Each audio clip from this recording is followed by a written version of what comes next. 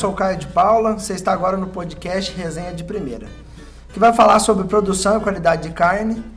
E abrindo as porteiras hoje, uma convidada especial, Laurene Antunes, da @zootecnista, trabalha com consultoria de abate, um assunto bem polêmico. Muito obrigado por vir aqui, aceitar o nosso convite. Oi, Caio. Oi, pessoal. Eu que agradeço a oportunidade. Os meninos, né? É, os meninos. E aqui do meu lado, jornalista, editor do Estado Online, Danilo Galvão. Muito obrigado mais uma vez pela presença. Eu que agradeço. Agora estou na segunda edição, né? Tava na primeira, estou na segunda. E eu já melhorei da primeira para a segunda, a barbaridade. Muito mesmo. E assim, eu acho que, eu já falei o tanto que esse projeto tem chance de ser um sucesso, né? E bacana aí que você já começa com duas mulheres, né? Foi a Aline na primeira, agora a Laura. E a lista é longa ainda de gente que vai vir aqui. Pois é, né? E foi proposital. Eu até agora, antes, um pouco, eu estava conversando com a Laura aqui. Posso chamar de Laura mesmo? Fica à vontade. E estava conversando com ela. Foi proposital chamar duas mulheres para os dois primeiros programas. Porque eu acho que mostra a força até da mulher. É um assunto muito discutido hoje em dia sobre a mulher nesse trabalho rural, que é assim, relativamente novo, né? E eu acho que elas estão vindo com uma força gigante aí. Então eu até tenho que parabenizar você, a Aline mesmo, que esteve aqui no programa passado, porque vocês realmente têm uma força de trabalho impressionante. Eu estou muito faceira com todo esse reconhecimento. Para a gente é um privilégio muito grande e a gente conseguir entrar nesse mercado, trabalhar duro e ser reconhecida. Isso é estímulo para a gente não parar. A gente tem muita coisa para fazer pela pecuária e a mulherada é persistente, vocês já sabem disso, né? Então a gente não para tão cedo. E competente, não né? é? Isso é bacana também, em vários segmentos a mulher tem conseguido uma participação maior, até um protagonismo. E no agronegócio, se não é um tipo de programa como esse, muita gente não sabe o quanto que a mulher tem a presença no campo de uma forma decisiva, uma forma técnica, né? Até na empresa que você está, a maioria é a mulher, né? Não, a maioria não, são todas. É uma hegemonia, então, não é uma maioria. Isso é bacana. Quer dizer, nosso efetivo é todo feminino. Não tem... Todo feminino. Todo. Existe, é um critério de seleção? Ou... Não, na verdade não. Quando nós decidimos colocar o projeto no mercado, eu tinha uma parceira, uma pessoa que acreditou, que abraçou a causa, e nós começamos juntas. E foi dando certo. Veio uma estagiária e ela foi efetivada, e mais uma, e foi meio que natural. Então, a gente acabou encontrando uma maneira muito confortável de trabalhar só entre mulheres. A aceitação do trabalho tanto dentro da indústria como nas propriedades, o preconceito não foi tão grande assim e foi dando certo. E eu parto do pressuposto que time que está ganhando a gente não mexe. Tá certo. Agora, uma coisa que eu fiquei em dúvida, que o Caio até falou, e o pessoal do outro lado deve estar meio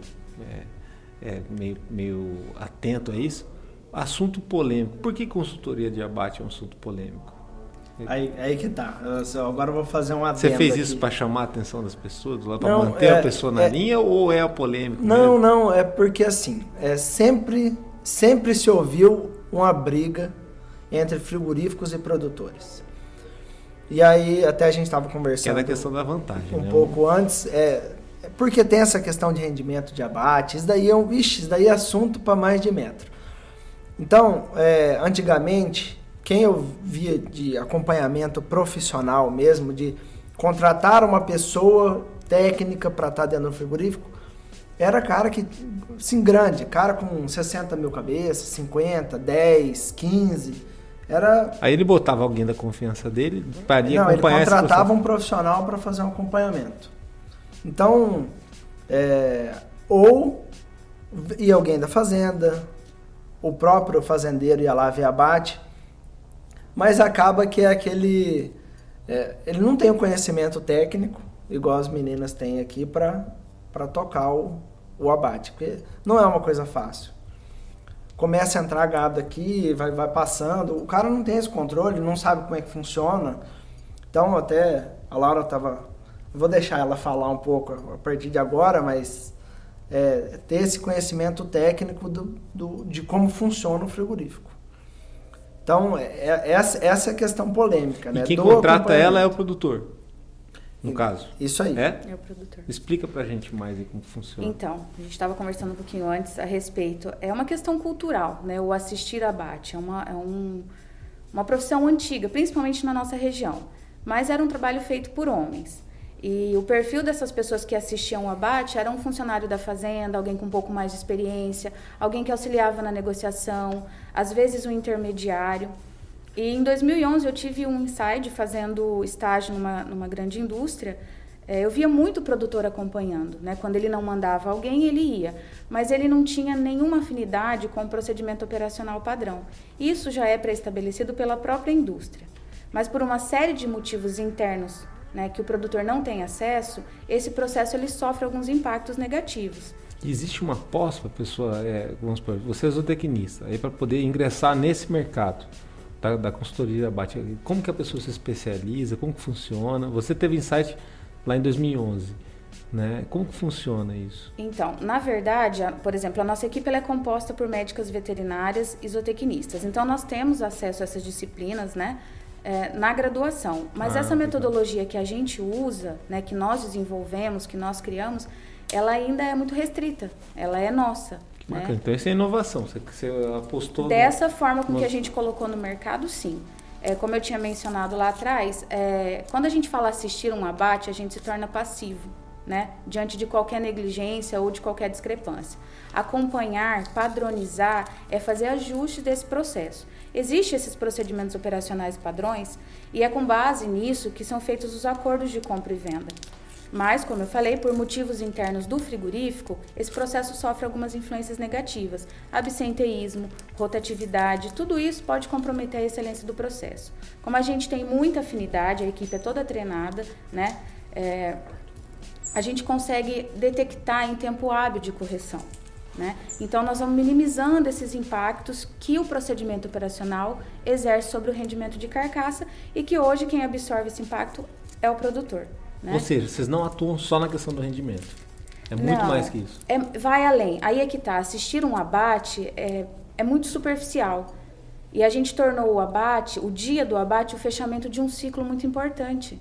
Existe todo um trabalho antes disso, né? Meses, anos de trabalho, equipes e equipes movidas, né, nessa direção. E de repente era como se o fechamento de um ciclo fosse às escuras.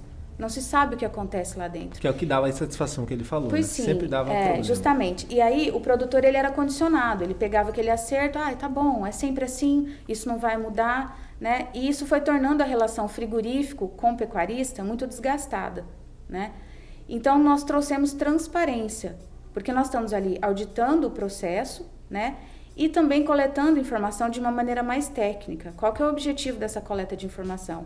É levar isso de uma maneira mais objetiva e didática para a fazenda, para as equipes envolvidas nas outras etapas, com o objetivo de retroalimentar esse sistema.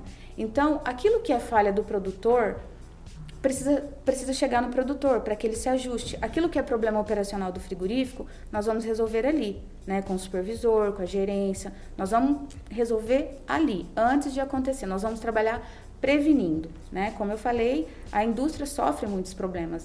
Tem coisas ali dentro que acontecem que o produtor ele não tem acesso e muitas vezes ele quer um procedimento de acordo com o que ele pensa que é certo. E é de interesse da indústria também que isso aconteça? Ela valoriza esse tipo de situação? Ou ela também tem uma barreira cultural acostumada com aquela treta tradicional que acontecia entre pecuarista nós também desenvolvemos uma metodologia de entrar nessa indústria, né? De inserir o nosso trabalho na indústria. Na grande maioria nós temos notado que a gente é bem-vindo, né? Não houve uma grande recusa. Mas algumas indústrias... Sim, porque à medida que eu estou ali coletando informação, levando isso para a fazenda, por exemplo, olha, precisa melhorar o manejo vacinal, né? Está fazendo uma remoção grande. Esse frigorífico não consegue potencializar essa desossa. Nós estamos falando também de segurança alimentar. O produtor não pode chegar e falar, não tira a vacina. Se existe o abscesso, isso precisa ser removido. Eu estou aqui também na qualidade de consumidora final, né? Eu quero levar um produto de qualidade para a minha mesa. Então, aquilo que é falha do produtor tem que chegar para o produtor em forma de relatório, né? Nós fazemos muita reunião com a equipe de campo, com a equipe de nutrição, com o objetivo de melhorar o próximo ciclo, o próximo lote. Então, a gente também traz um produto de mais qualidade para o frigorífico, quando eu levo esse feedback para a fazenda. Pois é, né? esse é um outro assunto que eu acho que a gente deve tocar. Essa questão do feedback, que eu acho isso importante demais para o pecuarista. Porque é com feedback que ele faz a melhora da porteira para dentro, né? Porque às vezes o cara acha que ele estamos no rumo certo. Que foi até o assunto que a gente tratou no primeiro, certificação. Porque na verdade... Ela foi falando, eu fui lembrando também muita coisa. Sim, porque o que acontece é, todos esses trabalhos ajudam da porteira para dentro. Então, esse que eu acho que é o interessante do novo agronegócio. Tem muita coisa, é porque não tinha mesmo o contato. Hoje tem muitas empresas, cara, startup. Hoje você olha o tanto de startup do agronegócio que está entrando no mercado, todas são para melhorar o produto final. Né? O cara produz bezerro, garrote, boi gordo. Essas empresas estão para dar. Algumas dão feedback, outras ajudam na produção, outras ajudam no manejo. Então, não tinha isso antigamente. E o mais bacana disso aí é que, por exemplo, você falou da startup. A startup, a maioria, as pessoas associam a questão de tecnologia, né? Criar uma situação de uma tecnologia nova ou acelerar o resultado de uma tecnologia. E às vezes inovação está ligada a procedimento. Quando elas adotam uma linha, uma metodologia de ação que é estudada, que ganha credibilidade, que melhora essa ponte entre dois lados ali, é inovação do mesmo jeito também. E isso casa por conta do momento do agronegócio. Talvez lá atrás isso nem fosse mercado. Hoje é um mercado decisivo, com certeza.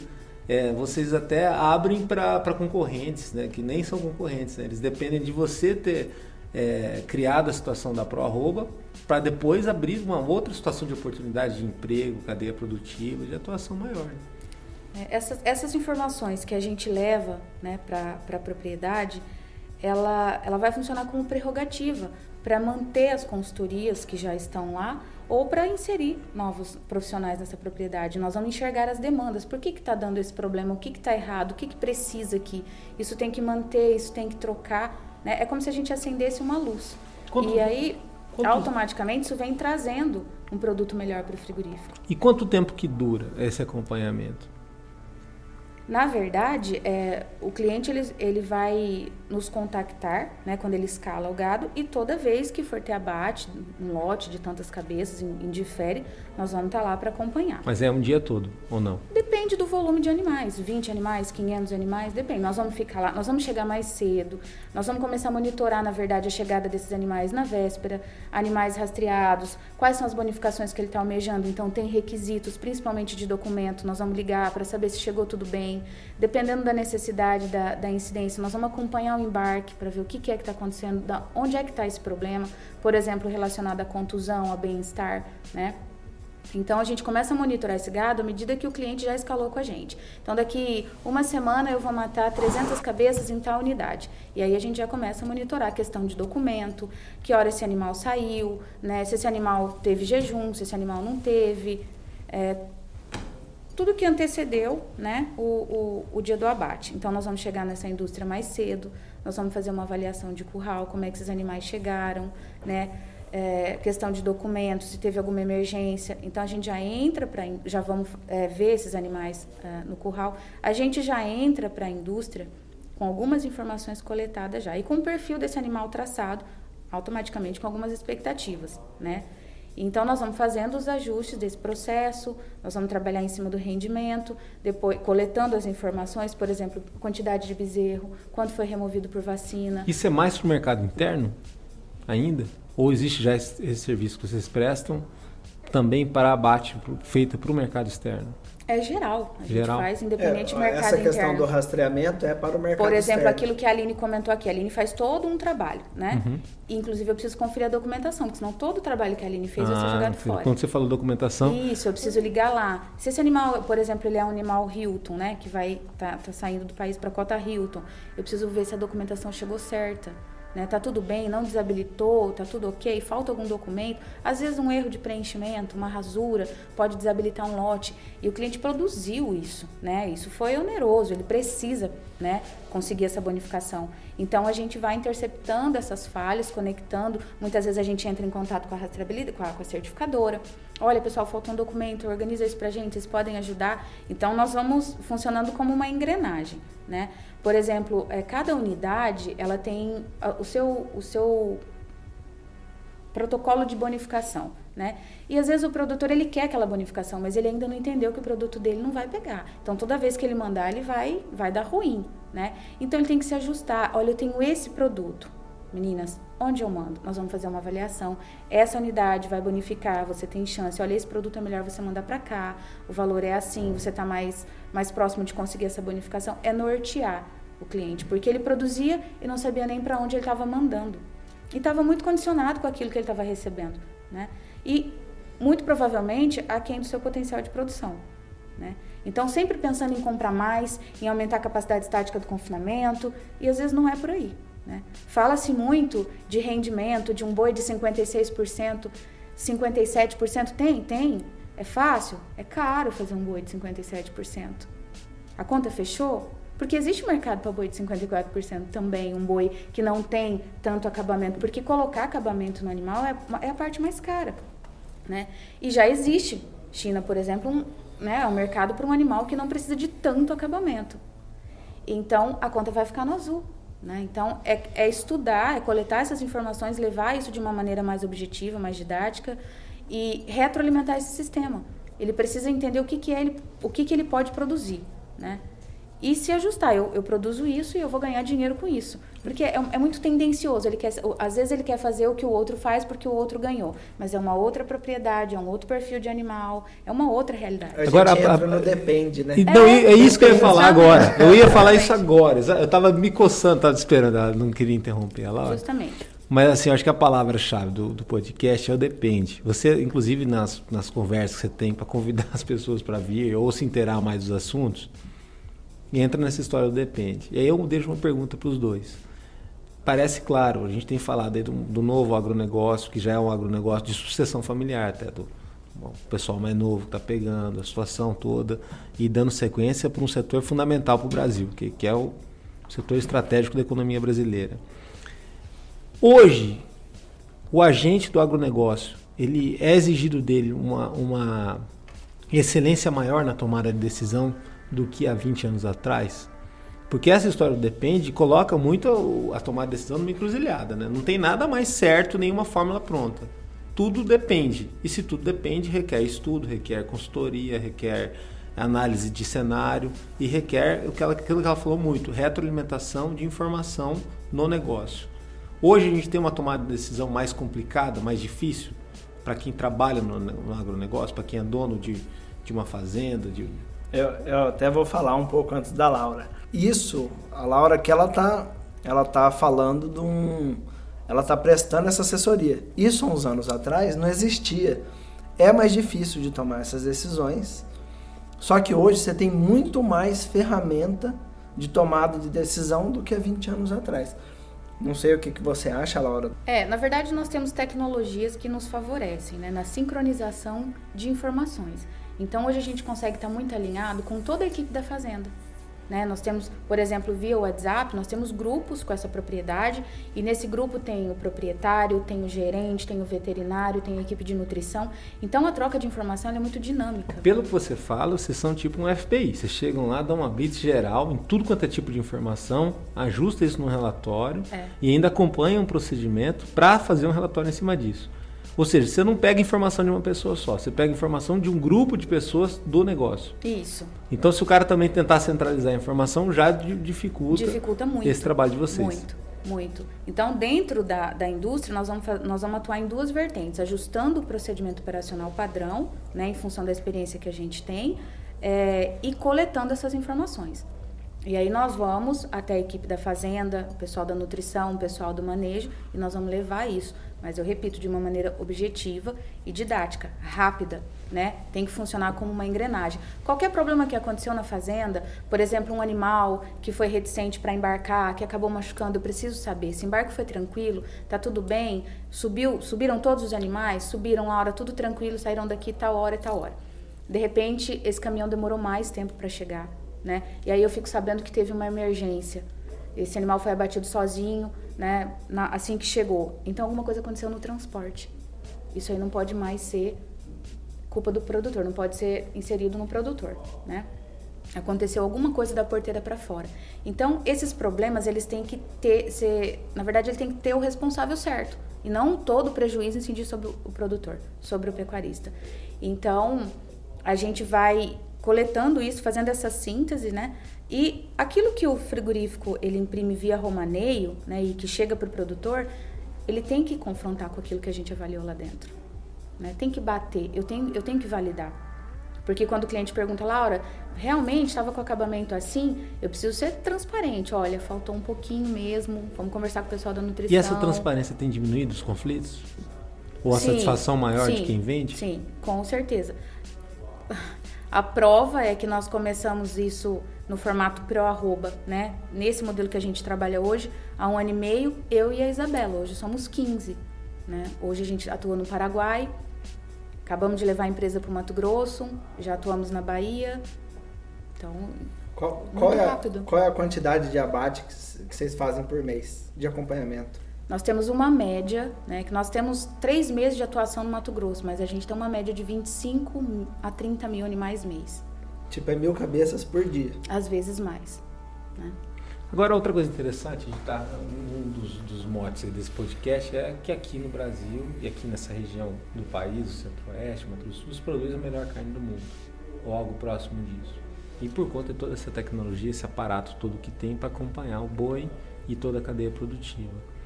Em termos de tecnologia e avanço também do zelo com todo esse commodity e tal, a gente é realmente vanguarda aqui em Mato Grosso do Sul? Você falou assim, começamos aqui, fomos para o Mato Grosso, fomos para o Paraguai. Daqui sai um nível de excelência que ele passa a ser padrão e referência para estados vizinhos? Eu sou suspeita para falar, né? Porque eu acredito demais no potencial da nossa região. Acho que a gente tem um excelente produto, sim. Hoje não temos o maior rebanho, né?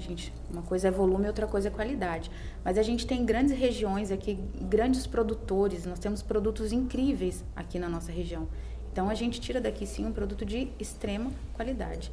E eu acho, viajando outros estados, a gente ainda atua, assim, como referência.